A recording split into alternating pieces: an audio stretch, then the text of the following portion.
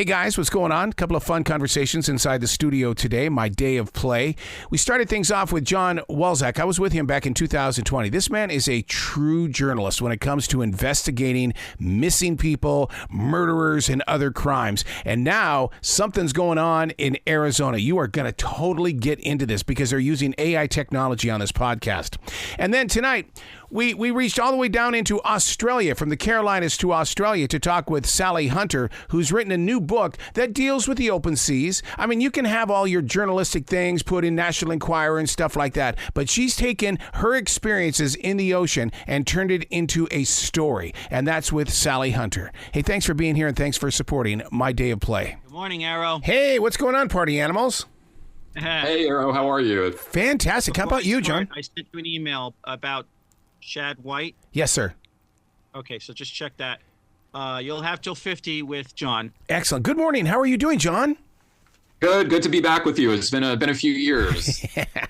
My, how time flies, right? Yeah. 4 years, a slightly different world that we live in these days. Oh my God. Well, let me tell you how different it is. Look at what you're doing with AI technology, and I want listeners to know, get it out of your system, go listen to the voice that's on there, and then start from the very beginning and take in this story. Yeah, so in April 2001, there was this little ranch in Scottsdale, Arizona, in the suburbs. At 8:42 a.m. in the morning, it explodes. Police and firefighters show up. They pretty quickly find 3 bodies in the rubble: Mary, the mother, and Brittany and Bobby, the 2 younger children. And obviously, the question is, where's the father? Yeah. So police immediately kind of try to keep it quiet. He's a suspect privately, but they're hoping that he's going to show up and just say he was camping or hunting or something. Unfortunately, he doesn't. So 10 days later, a man in a forest in a remote part of Arizona finds Mary Fisher's SUV abandoned in the woods. It's near an Indian reservation. It's near caves. And so there's this massive search in the wilderness for any sign of Robert Fisher. And unfortunately, they don't find any. They don't find his body. They don't find any of his belongings. So the question for the last 23 years has been, did Robert Fisher die in the wild? Did he escape? And I've researched this now for 2 years, and I very strongly believe that Robert Fisher is alive. That's something that's shared by some of the lead investigators. So the great hope with this is we're kind of a Hail Mary to throw this to the audience. And when we say we need audience help, this is one where we really do need the audience's help. So, some of the things that we did, we worked with several forensic artists to do a new age-progressed image of Robert Fisher using photos that have never been published of him. And you can see that on our show art for Missing in Arizona. And or you can go to neon33.com where we have a wanted poster. But I'd like everybody to look at that. And if it looks like anyone you know who could be Robert Fisher, please contact us or contact law enforcement.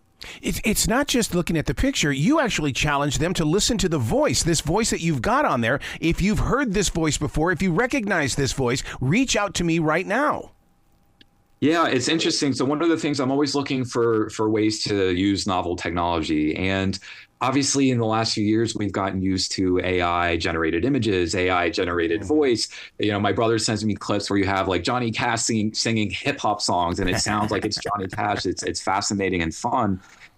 So we were looking, well, what can we do with this to move the case forward? And the hard thing with this case is there's not a lot of source audio. So there's a ton of you, there's a ton of me, as people can make us say whatever they want us to say, which is kind of interesting, kind of scary. But as far as Robert Fisher, he disappeared in 2001, and we don't have a lot of his voice. So one of the things that I did is I used these tapes, these home videos that were rescued from the rubble of his house in a fire safe. And I cataloged every single second of his voice that we have, down to the 1 second little snippet, put it in a Google Sheet. And then we worked with this company called Altered AI, usually works with bigger Hollywood productions. And we're a slightly smaller production, but they were very kind and they worked with us.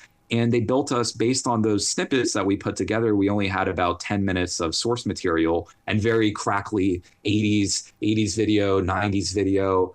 And they built us a custom model, so we were able to replicate Robert Fisher's voice.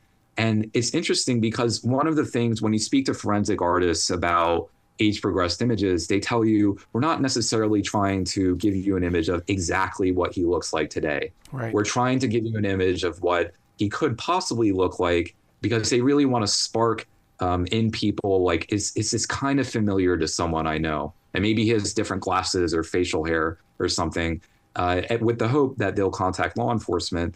And the way that we view the AI voice is exactly like that, which is when you combine the forensic image of Robert Fisher and the voice recreation of Robert Fisher, somebody might say, oh, that kind of looks like my neighbor. That kind of sounds like him.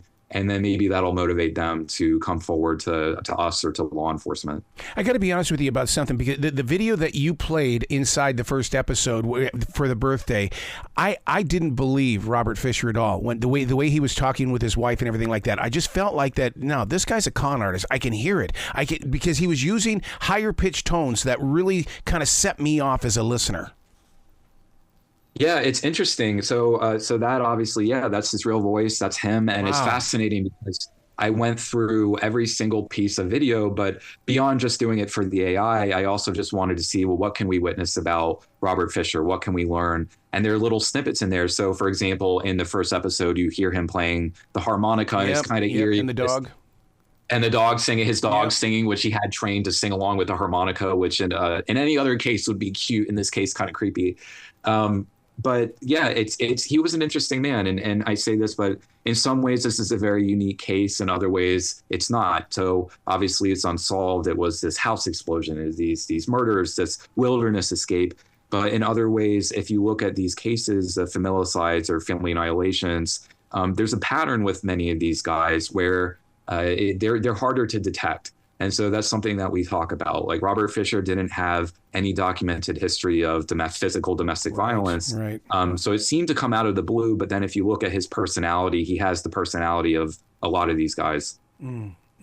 You're convinced this dude's listening to your podcast. I love that, because that tells me, go to the next episode. Go to the next episode. He's going to catch this guy. He's going to get him. Yeah, I think if he's escaped successfully for 23 years, he's monitoring media. And it is wild to think. And you see that with a lot of these cases where this kind of case is extremely rare. And it's very, very rare to find someone after the case. But if you're getting away with it for 23 years, you're going to be monitoring what people are saying about you. Make sure that, I don't say there's a suspect that we just found yesterday in Charlotte and they're listening. So, yeah, I think that if he's alive, and I do believe he's alive, and as I said, many of the investigators do as well, so the people who have looked at the case the most, and also he was on the FBI's 10 most wanted list for almost 20 years. Yeah. I think he's monitoring this. And it's interesting because obviously doing a show like this, as you do, you're speaking to a broad audience. But for me, I say it in the show, in many ways, sometimes I'm speaking to an audience of one.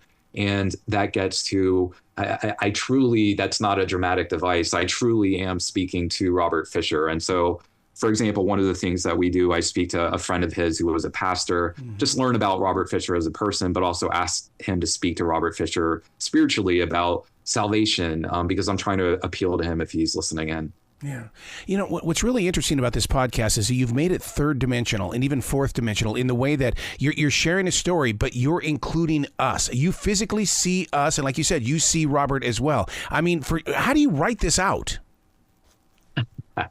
Oh, man, I work 9 a.m. to 11 p.m. nonstop for many months. I go through like 200 script revisions. Yeah. It's really tough because it's not just writing. It's not just speaking. I love doing interviews with people, and that comes naturally to me. But the writing is very difficult. I view us as journalism that can be entertaining. I don't view us purely as entertainment.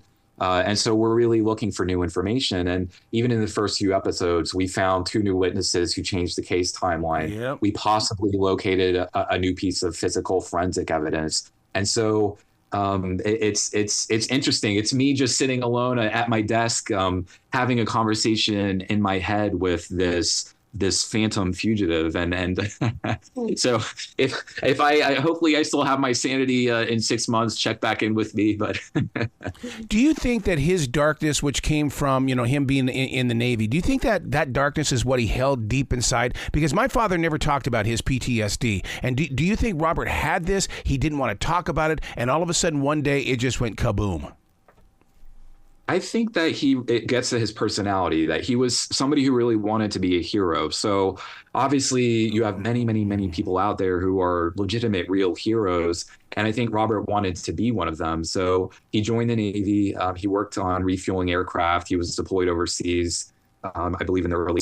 He was also a firefighter. He was an EMT. And then later, after he injured his back, he worked in a hospital setting. In emergency rooms and cardiovascular tech. So this is a guy who was in the Navy and a firefighter. And I think that he really wanted to be that hero. And in many ways, he wasn't. So he was surrounded by heroes, but he wasn't. And I think that really got to him. So it speaks to his personality a good bit. I don't think he had, that's a great question, but I don't think he had PTSD directly from that. However, when I spoke to some people who knew him when he was a firefighter, for example, I had some of his friends who were telling me that he responded to these really grisly car accidents where, for example, someone died by suicide and their car went up in flames. And so I think what it speaks to beyond PTSD or even a hero complex is that he was someone who did well under pressure.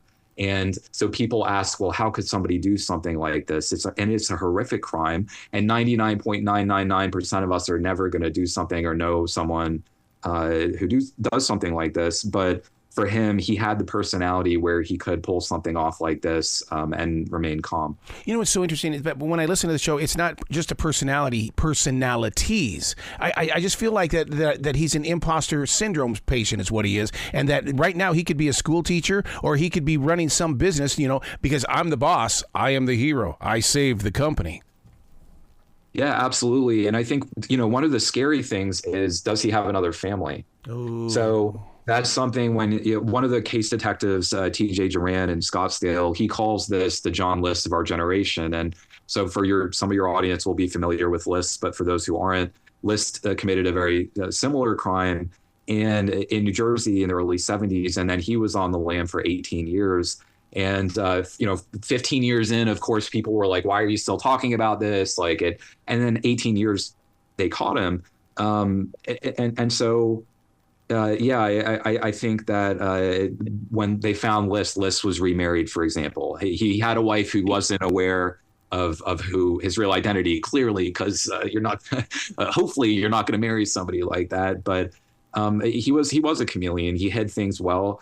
I think that it is the great mystery of this is, where is he? Why did he do this? But also, who was he? And that's something I really get to in the show, which is there's always this caricature of these guys, which is they're evil men. But that's all you ever hear. I mean, it's obviously true. I mean, nobody who's not evil doesn't do this in a way.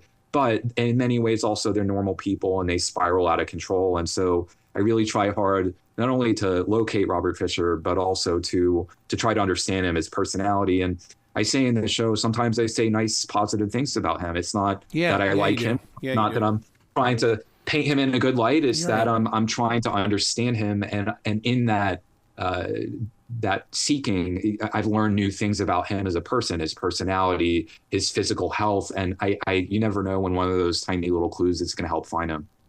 John, how do I know you're not Robert? Well, I was 12 at the time. How do I know you're not Robert? You're right. Yeah, I'm finally reaching out to you, dude. Oh, this is getting interesting. I'm not doing any of the rest of the interviews today. I'm going to stick with this one. I mean, seriously, how would you know if that email you get or that Facebook post that you get? How do you know it's not him just using a different name? Yeah, so first off, I eyeball it. I collected every single image of Robert Fisher that I could find. And people ask, well, why did he blow up the house? And the police will say maybe it was to destroy evidence. I think that's true in a way. I don't think it was to destroy evidence of the bodies or the murders, because he would have been smart enough to know that that's not going to entirely erase all that evidence. But what it was very successful at doing was destroying images and video of him. So we're working with a limited number of photos and video because, I was a child of the 90s, so I remember it a little bit, but this generation doesn't. What a pre-digital, pre-social media, pre-iPhone world. So I worked for 2 years and I found something like 28 photos of him. And so So yeah, I was hunting for that stuff, and I think I'm looking at every single lead that comes in.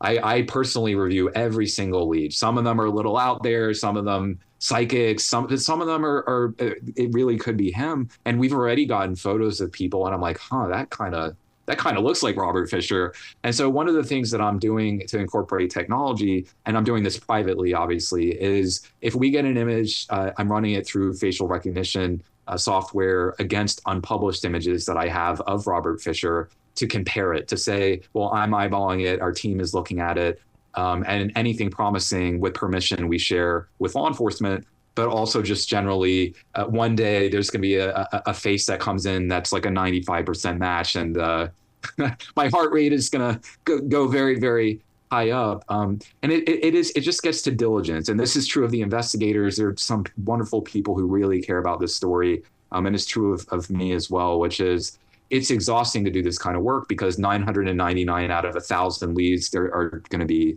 leads that don't go anywhere, but that one is the lead that leads you to him. And so, again, going back to John List, America's Most Wanted featured the John List case. There was this famous paper mache head, not pre-digital times again, but it was stunning how much it ended up looking like him. But a neighbor of his reached out, and she saw America's Most Wanted. And can you imagine sitting there thinking, yeah, I remember, I believe she was like, that kind of looks like our neighbor, and her kids were kind of laughing at her. And she was right. It was John List. So that is the great hope. Wow. But you know what, though? Because we are listening to the podcast, we don't get to see the pictures. But the way that you use your words, you're a wordsmith in the way of designing things. Because the way you even set up the podcast in 2001, you lay out everything to where it really rocks our memory. So that if we hear something in this story, we're going to go, well, crap. I do remember that, and I do remember where I was. I saw him. I mean, you use your words in the right way for those that are listening. No, I really appreciate that. I try hard. And like I said, I can go up through 200 scripts, versions of a script. So I really like to take people back to the moment. And these stories that I've done, the Alaska story, it was America during Watergate in Vietnam, and Alaska's booming as an oil state. 9/11, it was not only 9/11 itself, but like think about the night before. So I had a recording of it rained in New York City the night before 9/11. I had a recording of the rain, because I find that moment just before is almost as fascinating as the moment of when something happens. And it really is also, I use this show to kind of chart where we've gone as a country since then, and how much we've changed in terms of our politics, and in terms of technology, just generally in terms of our culture. It's, even for me, I was very young when this happened, but I remember bits and pieces of it. And everything just happened so rapidly. So I want to put people back in that moment, whether it's 1972 Alaska and DC, 2001 New York City, 2001 in this little suburb in Scottsdale, Arizona.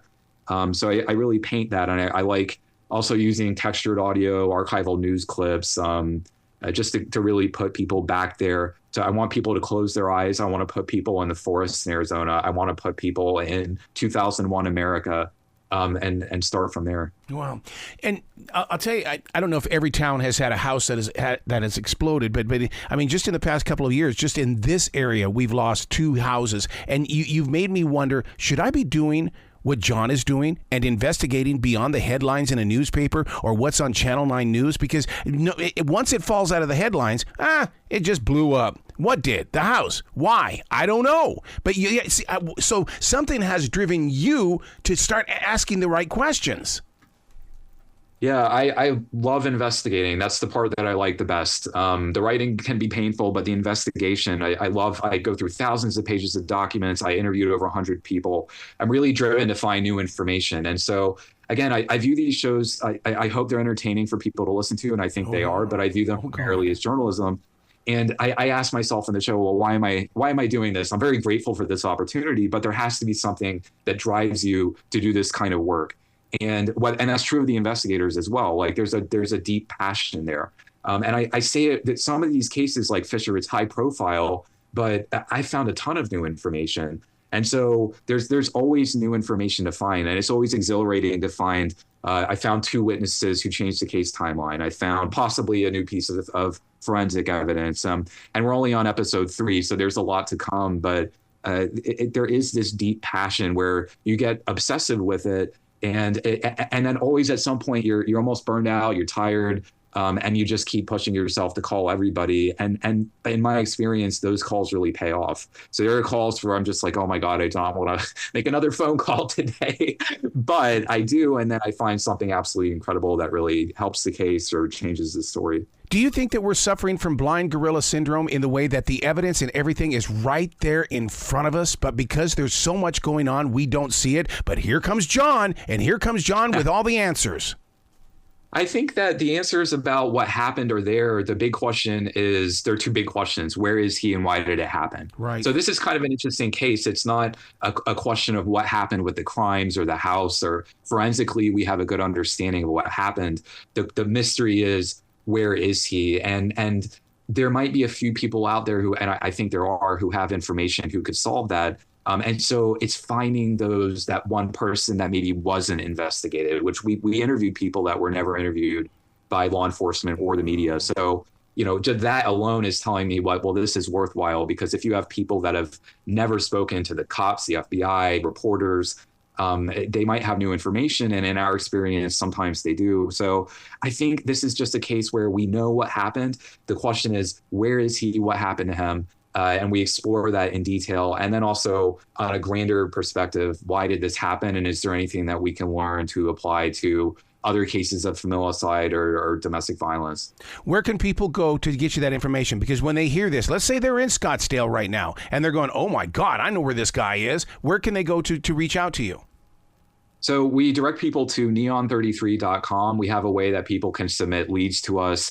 You can look at a new wanted poster. You can click through to listen to the show Missing in Arizona on any podcast app. But the easiest way would be for people to go to neon33.com. And I highly encourage anyone who hears this, please go look at the new forensic image. I love it. Please come back to this show anytime in the future, Jon. You know that door is always going to be open for you. No, I appreciate it. And this is fun. I'll come back and we can discuss mysteries. This is the fun part. I appreciate it. Well, you be brilliant today, okay? Okay, thanks so much. Bye, guy. Bye. Hello, Sally. How are you doing today? Good morning, good evening.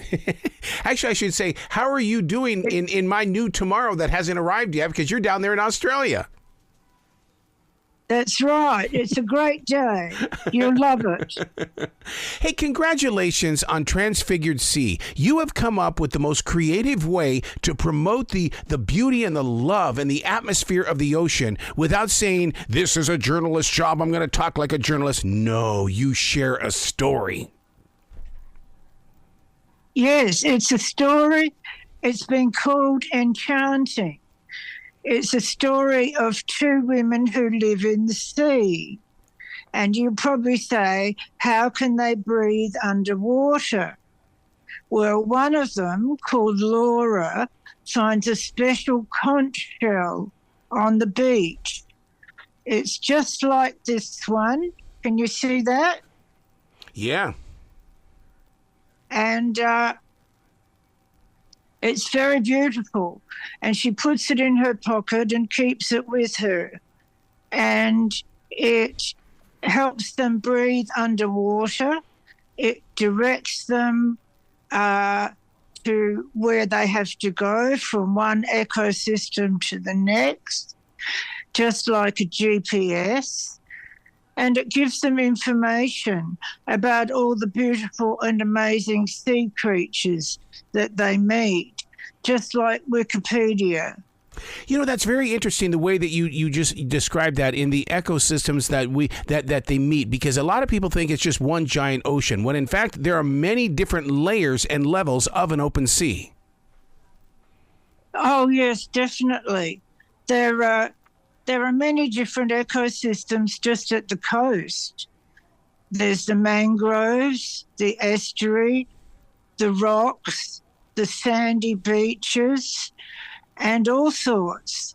And then, of course, when you get underwater, there's the shallow water, the coral reef, the deeper water, and Antarctic waters, which are different again. And then there are the deep waters that go down several kilometres. One of the things that you put... One of the things you put Go on. I was going to say, one of the things that you put a lot of focus on is the fact that it's authentic. You're being very transparent because you really do bring together the essence of what you've learned as a student, and now you're teaching us through these paragraphs of a storyline. Yes, that's right. It's a story about the women whose relationship is a bit shaky. Mm-hmm. So they think that if they work on their own selves to improve their own psychological makeups, that their relationship will get better. And it does. And while they're doing this inner exploration, they're also doing an outer exploration of the ocean and meeting lots of wonderful sea creatures in the process. So the book is nature writing, which means that the natural environment is given just as much attention as any other of the main characters in the book. And that's why it's kind of two books in one. Oh, I'll give you that right there, because it is. Because, I mean, being a lover of the ocean, I do take it as the way that you're telling me the story of the ocean. But at the same time, I'm also in love with the story of these two women that have come together to explore. I mean, you're right. It is two books in one. That's right. How did you keep them separated in the way of, because when it comes to continuity, you've got to stay true to it. Was it difficult to write like that? Was it two separate personalities inside of you, Sally? Oh, I don't know. I don't think I found it difficult because a lot of the things about the sea creatures, their shape, their form, their behavior, it often parallels behavior of human beings. And so throughout the book, the sea creatures were a parallel for the women. And towards the end of the book, that becomes very significant. Mm-hmm, mm-hmm. A lot of our listeners have never been beneath the surface of the water. And that's one of those things that when I went down beneath the water, that changed my life forever. And that's what I like about this. When she goes into the water and she's able to breathe, you give us that atmosphere of, wow, now you can see what everything has always been written about. You can experience it yourself. Oh, yes. There's nothing like a coral reef, a healthy coral reef. Yes. With all its colors and textures and shapes. It's just a wonderful thing. And every minute, the fish dart in from the other side, and then some other fish, a different color, come from the other angle. And it's just amazing. And it's very sad that the Great Barrier Reef in Australia is dying. The coral is bleaching, and that is because mainly of climate change. I was going to ask you about that. Yeah, I was going to ask you about that. Yeah, because with the extra CO2 in the atmosphere, that acidifies the water, and the coral can't tolerate that. And also the increase in temperature can't be tolerated by the smaller organisms in the sea, like the coral. And so that's why they're losing their colour, and all the beauty is gone. Let me ask you a question when it comes to the coral in situations like that. Would you say that the coral today is the dinosaur of yesterday? Oh, I hope not. Oh, okay. I do hope not. Yeah. I mean, because it just seems like nobody wants to really delve in and really bring out the true message of saving the coral. I mean, it's not on the conversations of so many people here in America. It's like, save the planet. What are you talking about? The climate, it's out of control. What are you talking about? I mean, what is it like for you down there in Australia? You at least are embracing it, are you not? Oh, yes, a lot of people are aware of environmental issues now, which is wonderful. Because when I first got interested many years ago, there was just a small group of us. But now most people are aware to some extent, which is great. They don't always know the best thing to do to help. As far as the ocean goes, on my website, I have listed the threats to the ocean, and I have listed practical things that we can do to help protect the ocean. And my website is sallyannhunter.com. Yeah.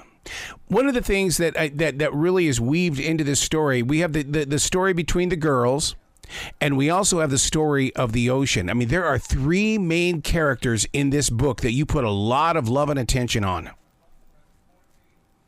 Yes, that's right. And there's a storm at one stage in the book, and that parallels the relationship between the women. They're going through a stormy stage of things.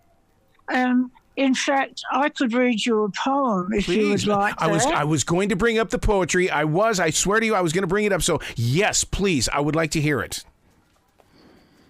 Yes, because we love the ocean. We love the beautiful colours in the sea that change as the sky changes from turquoise to blue of different shades.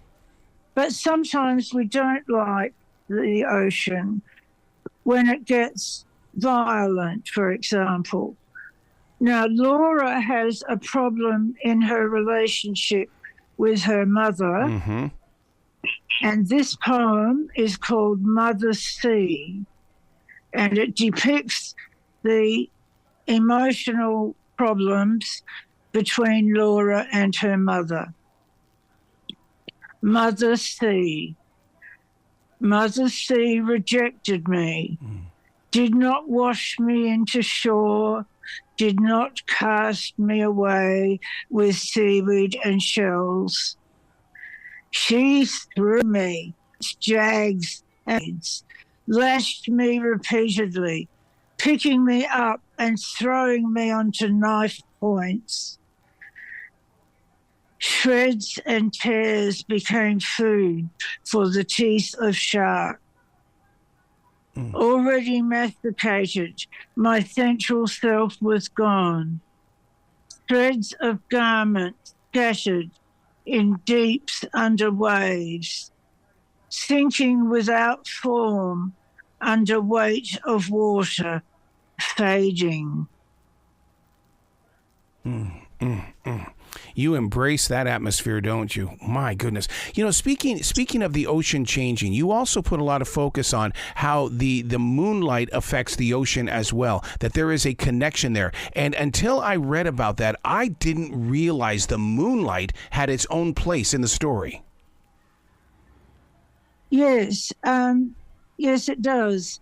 And also the sunlight. Yes. The glitter on the surface of the ocean is similar to what Laura feels in her heart.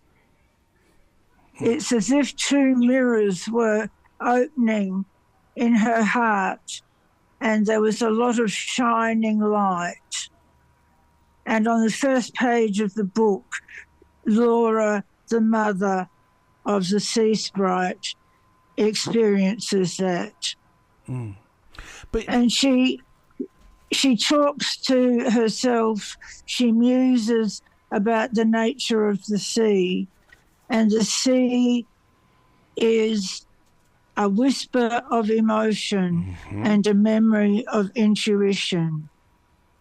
It is a place of change. It is a dream. It is the fullness of the subconscious. Isn't this story pretty much what we all want to experience when we go to an ocean shore? We all want to be able to step into that ocean and become a part of that journey as well. Because I really felt like a child. I felt like an adult. I felt like an explorer. You really plant that seed in saying, you look beyond the pebbles of sand and step into the water. Yes, but there's life in the sand as well. Yes, there is. Yes, there is. There's life everywhere. And life is pretty wonderful at resisting and being resilient. But we have to not hinder that process, but help it. Be part of nature and not opposed to it. Yeah. Are you both girls? Are you the poet as well as the very confident Martha? Because I love me some Martha. I love tapping into that confidence.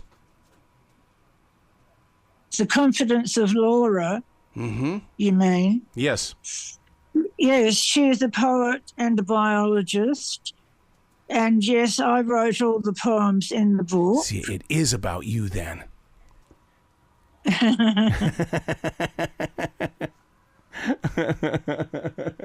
because I mean you're writing about both characters, and it's like you do it so elegantly and so connected. It's like going, oh my God, I love how she split these everything together here, and it's like, oh, just dive into it. Give me more.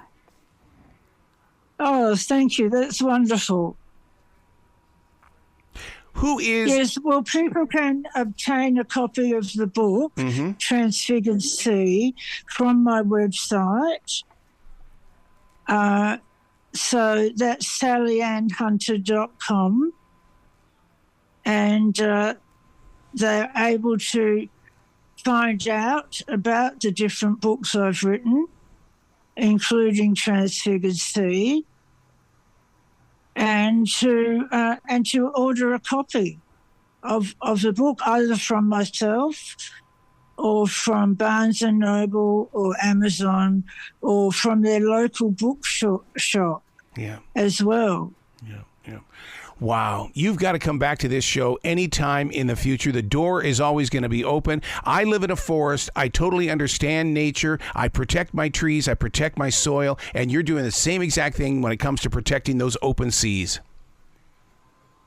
Wow, that's wonderful. Yes, I read a book about a woman who lived in a forest. She loved the trees. Yes. So please come back to this show anytime in the future. The door is always going to be open for you, Sally. Thank you very much. It's been a pleasure to be here. Well, you be brilliant today, okay? Thank you. Thank you.